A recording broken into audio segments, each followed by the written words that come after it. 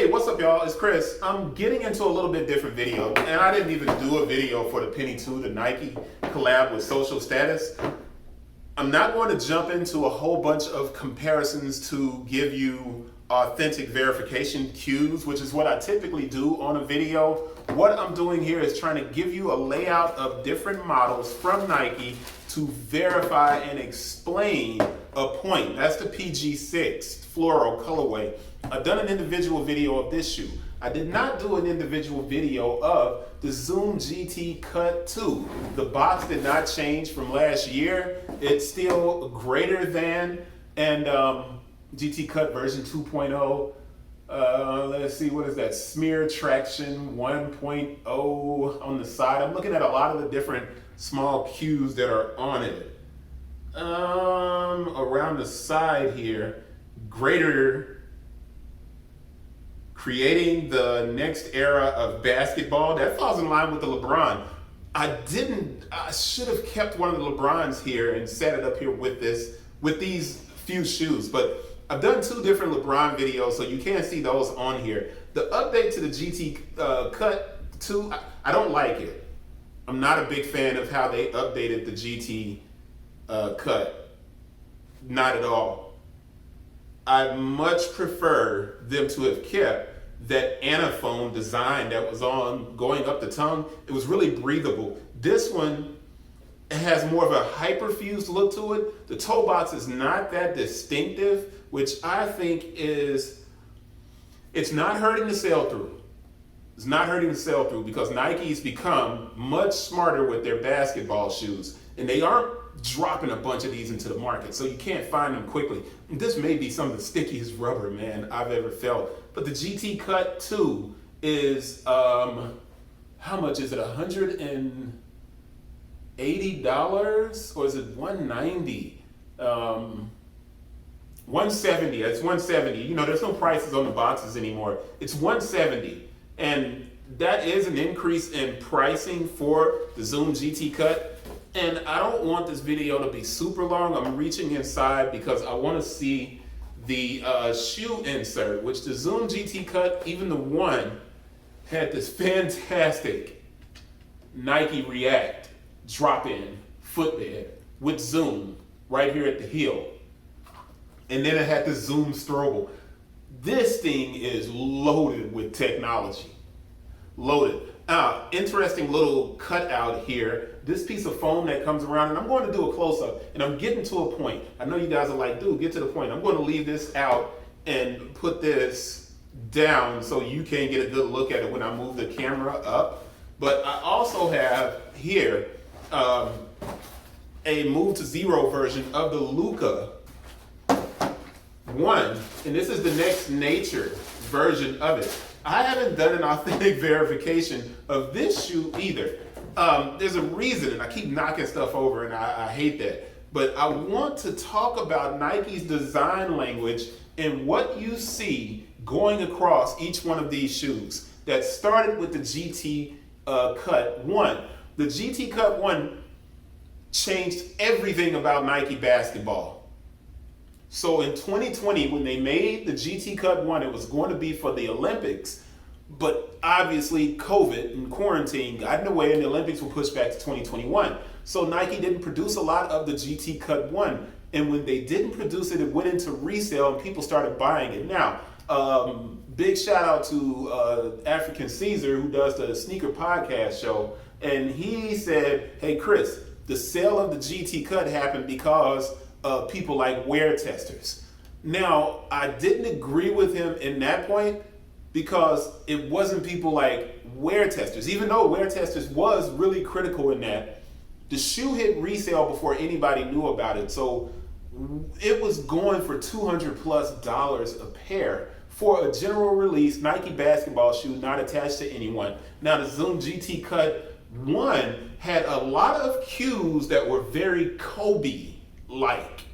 And there were little dots on the shoe in certain areas that looked like Kobe code. This shoe does not carry that design language over completely. You do still see the low cut look of the shoe that has also informed the LeBron. Now, the reason I brought this Social Status penny out is because this is what Nike basketball looked like in the 90s. This was at the height of basketball. These shoes were made to hoop in, right? So this came out when in my freshman year of college and I was playing basketball at City College. We didn't get to wear it because we wore Reebok, but I had the LWP that I practiced in that was, I think it was before the Penny 2, or it might have been after, but the LWP was super lightweight and my toe came through the front of it and I went and traded it and got some David Robinsons. That's not even here or there, completely different story. But Nike utilized these heavy foams.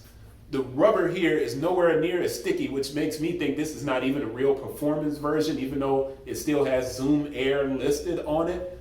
This is for show, but the Durabuck suede leather upper of the 90s has kind of made a resurgence in the footwear that's being designed now. So this shoe influenced the Zion 2.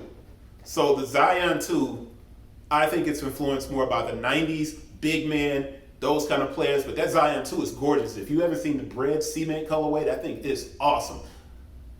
The Zoom GT Cut 1 completely revamped. Nike basketball had taken a huge dive. It sucks. Things were not selling. The Kyrie, which was a good seller, he started not playing and started doing all these kind of weird things. And I think it affected the way people perceived his product. And folks weren't wearing it. So you had NBA players all wearing Kobe's, low-cut Kobe's, Kobe 4s and all of the different models all the way up to 8s. Everybody was searching for Kobe's, especially when Nike broke up with the Mamba Foundation and Kobe's wife had to come back in and renegotiate the deal. Well, once that happened, Nike took the design language from Kobe's and created the GT Cut 1. I'm firm on that because of this drop-in sole, which we all know is Kobe inspired. We all know that. There's no doubt about it. We know it. So when we saw that Zoom GT Cut 1, we were like, yo, that's dope. And people like In the Lab, Slim, even the Professor, all of these kind of YouTube basketball guys, they've reignited the Overtime Elite League. They've reignited an interest in basketball that was not there. And I know this for a fact, that wasn't there for a long time. What you had were a lot of young people who would be playing basketball had started becoming Twitch streamers and gamers.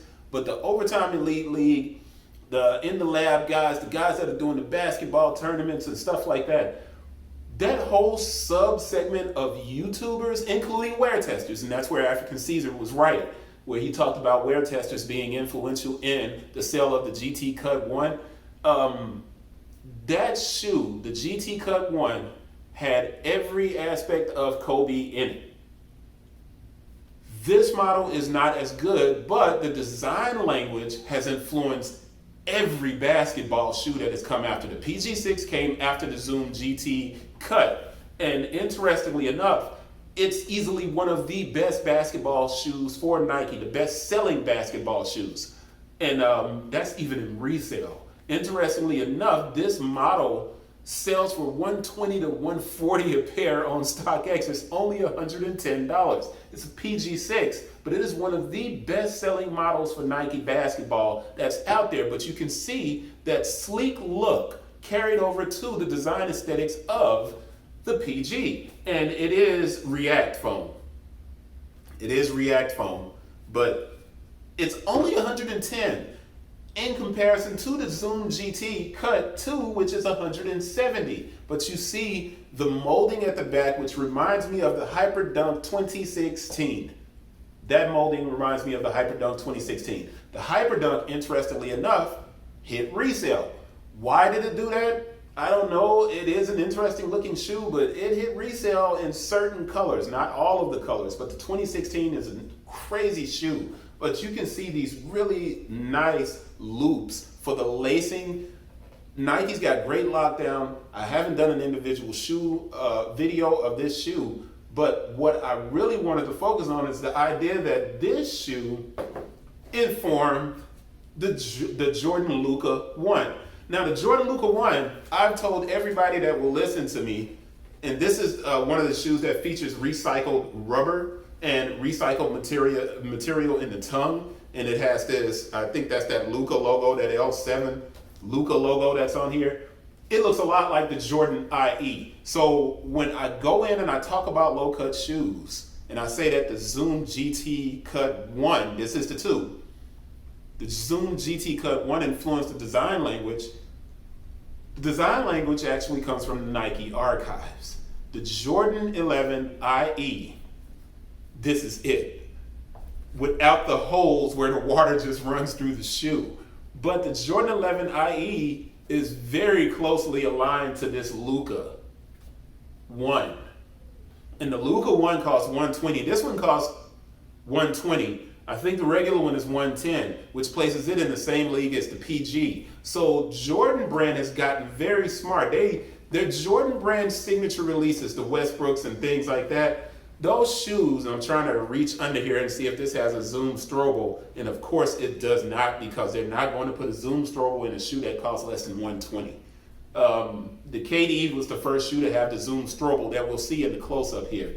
But I simply wanted to look at the design language on these shoes as opposed to doing individual videos for each one, and just get into a discussion with you guys about the materials here, the Jordan 11 IE's influence across the board for all of the low-cut shoes that are being designed by Nike Basketball and Jordan brand. If I'm wrong, someone tell me the last kind of Nike Basketball in the 90s, what was a low-cut model for Nike? And I can't really recall one. They were all kind of mid-cut in this way, where you had the Barkleys and the Pippins and the Up-Tempos and all of those different shoes from Nike. The Bacon, which I think looks a lot like this model. Nike has done a fantastic job of rebuilding Nike Basketball. This Jordan Luka 1 is moving. In the same way that the PG6 has become one of the best-selling shoes for Nike Basketball, the Jordan Luka 1 has entered and taken all of the Westbrook line never had really a lot of momentum to begin with. It was too out there, and they needed to pull it back, but they have not.